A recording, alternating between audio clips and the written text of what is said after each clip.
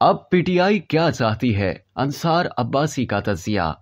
PTI को इंतहाई हद तक खदशा है कि पीडीएम वाले अपने दौरे हुकूमत के इख्तिताम पर मईशत का वही हशर करके जाएंगे जो पीटीआई वालों ने मार्च 2022 में इमरान खान की हुकूमत के खात्मे से कुछ अरसा कबल किया था। अब जबकि पीडीएम और पीटीआई वाले आइंदा आम इंतखाबात की तारीख के ऐलान के हवाले से बिलाखिर सियासी मुज़ाकरात में मसरूफ हैं। इस वक्त पीटीआई को सबसे बड़ी तशवीश ये है कि अगर कौमी असम्बली जल्द तहलील न की गई तो पीडीएम की तरफ से आइंदा माली साल के लिए किस तरह का बजट पेश किया जा सकता है। पीटीआई रहनुमा हमाद अजहर ने ट्वीट में कहा था कि आइंदा माली साल का बजट दानिशमंदी के साथ डिजाइन करना चाहिए और इसमें मल्टीलेटरल से मुशावरत होना चाहिए। उन्होंने कहा कि ये जरूरी है कि वजीर खजाना इसहाक डार मईशत के साथ खेल खेलना बंद करें। उन्होंने पहले ही बहुत नुकसान कर दिया है। आइंदा माली साल का बजट दानिशमंदी और मल्टीलेटरल्स के साथ मुरतब करना चाहिए। इस ट्वीट को देख कर मालूम होता है कि पीटीआई को तवक्को है कि अगली हुकूमत उसकी होगी और वो ये चाहती है कि आइंदा बजट IMF की सिफारिशात के ऐन मुताबिक हो। पीटीआई के एक और सीनियर रहनुमा के हवाले से भी मीडिया के एक हल्के का कहना था कि असल मामला आइंदा माली साल का बजट है। हम चाहते हैं कि बजट निगरां हुकूमत या फिर नई हुकूमत पेश करे, क्योंकि मौजूदा हुक्मरान